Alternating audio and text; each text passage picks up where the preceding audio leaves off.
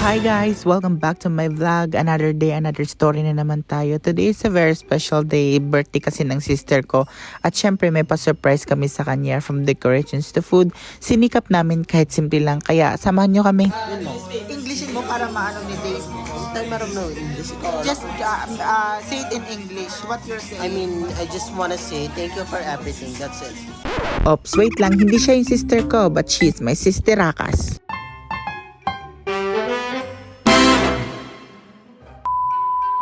Today, hindi kami nag-taxi. Nag-metro na lang kami papunta sa hotel. Hindi naman kami masyadong nagmamadali at para maipakita ko na rin sa inyo kung ano yung itsura ano ba yan? Umpisa pa lang nabubulol na ako. What I mean is gusto ko rin ipakita sa inyo yung itsura ng metro dito sa Dubai. So ganyan yung ganap sa loob. Minsan swerte pag nakaupo ka pero madalas talaga nakatayo na lang kami dito sa sobrang dami ng tao. Especially pag rush hour like uwian or pasukan. Pero oks lang yan, sanayan lang din naman talaga yan. We just have to be grateful kasi kahit papano at least nakakauwi at nakakapasok ng maayos ang mga tao at mga trabahante dito. Tas bukod dyan, marami kang makikita mga magagandang tanawin din katulad ng mga building na yan. In my opinion kasi, yung Dubai Metro yung pinaka-accessible na transportation dito sa Dubai. Kasi halos lahat ng Dubai is sakop niya or may mga station. Hindi rin naman gaano kalaki yung Dubai kaya majority ng gusto mong puntahan is may station ng metro. Like for example, kung papunta ka sa work mo, kung gusto mong mamasyal. Kasi bukod sa accessible talaga yung metro, hindi rin naman gaano kamahalan. Dalawa pala yung linya ng metro dito. Kung sa Pilipinas may MRT at saka LRT, dito naman sa Dubai merong green line at saka red line. Kaya karamihan talaga ng mga tao dito nagme-metro na lang.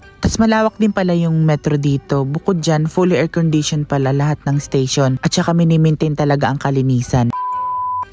So we just arrived here in the hotel kung saan isi-celebrate ng birthday ni ate. So dito ulit tayo sa Staybridge. Kung napapansin nyo, madalas talaga kami dito sa Staybridge. Kung hindi nyo kasi natatanong, bukod sa kaibigan namin yung manager dito at nakakakuha kami ng discount, yung friend ko kasi si Elsa nagtatrabaho siya sa IHG, which is yung hotel na to is part siya ng IHG company. Kaya madalas kami dito kasi nakakakuha kami ng staff discount nila, which is malaking tulong na sa amin. Kaya kung napapansin nyo, madalas talaga kami nagsiselebrate ng mga occasion dito sa hotel. Yung partner pala ng ate ko yung nag-organize ng birthday surprise celebration niya. Kaya inagahan na lang namin yung punta para makatulong din kami sa pag-set up. Kaya naman inumpisahan na namin i-set up yung mga balloons at saka yung konting decoration. Medyo nagra-rush na pala kami dyan kasi papunta na yung ate ko galing work. Nagwo-worry kasi kami na baka dumating siya at hindi pa kami tapos mag-set up. Kaya naman binibilisan at minamadali na talaga namin yan dyan. Didiretso na kasi siya from her work papunta dito sa hotel. Kasi yung eksena, ibali in-invite lang kami ng birthday party. Kasi sa totoo lang, ayaw niya talaga mag-celebrate ng birthday niya. Kaya nag-decide yung partner niya na i-surprise siya. Dumating na pala siya at sinundo ko na siya sa baba. Pero imbis na siya yung ma-surprise, parang ako pa yung na-surprise dyan. Tignan mo naman yung itsura ko dyan. Medyo may pagkasyunga kasi ako. Imbis na siya yung dapat maunang pumasok, ako yung nauna. Kala mo naman, ako yung may birthday. Nawala rin naman sa isip ko na dapat siya talaga yung maunang pumasok kasi siya yung may birthday, diba?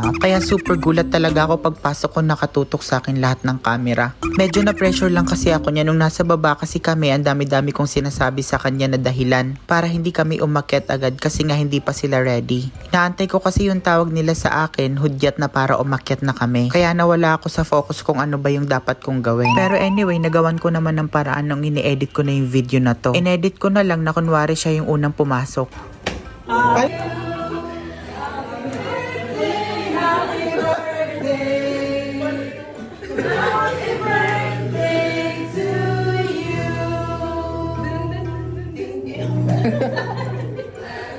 Ay, oh, may pa-sobre sa'yo. Thank you. Ano flower na? Yun na. Ayun, flower. Asan na yung flower?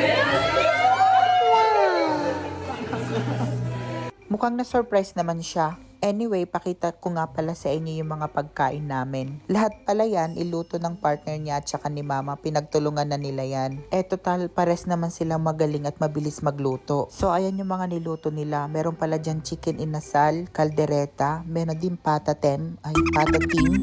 Siyempre may rice, may pasta, meron din pansit at saka iba pa. Dumating na pala dyan yung mga bisita niya. Kaya naman, kumain na kami.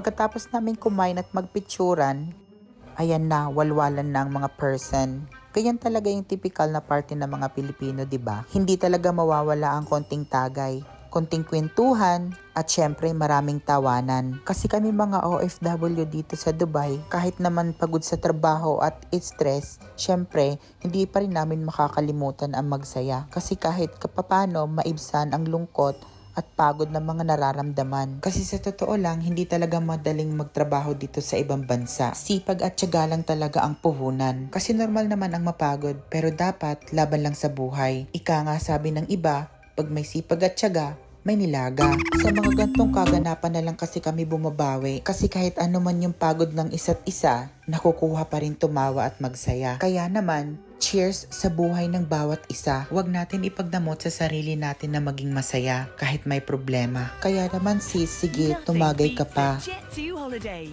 And right now, you can save £50. Few moments later. Ayan na, dahil mga lasing na, may mga nagdadrama na. Friendship. Siguro thankful na din ako kay Baka kasi nakilala ko siya. Diba? Tapos, yun mo. Englishin mo para maano ni Dave. Tayo marunong English.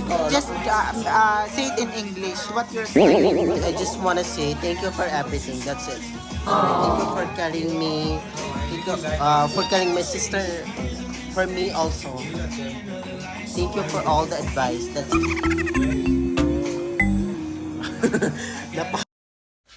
Happy birthday ulit sis, you deserve all that gift, cherries. Sa akin na lang yung Marc Jacob, please. Hanggang dito na lang guys. Thank you very much sa panonood and I hope you enjoyed the video and see you next time. Bye!